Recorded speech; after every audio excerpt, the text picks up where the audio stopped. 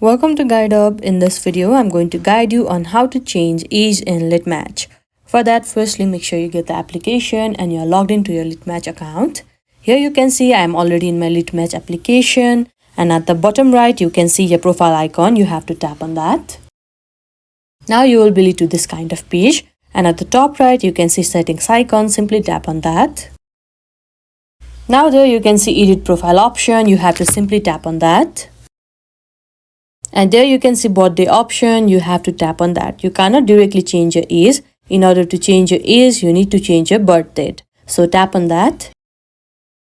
Now this kind of box will pop up. It is a reminder. Please state your exact birthday carefully. This is the last chance to edit your birthday. Now you have to tap on change. Now here you need to choose your birth date according to the age that you want to keep. Make sure this is the only last time to change your birth date. After you are done, you can simply go back. Now you can see that your birthday has been changed, which will automatically lead to your change in age. I hope you found this video helpful. Don't forget to like this video and subscribe our channel Guide Up. Thank you.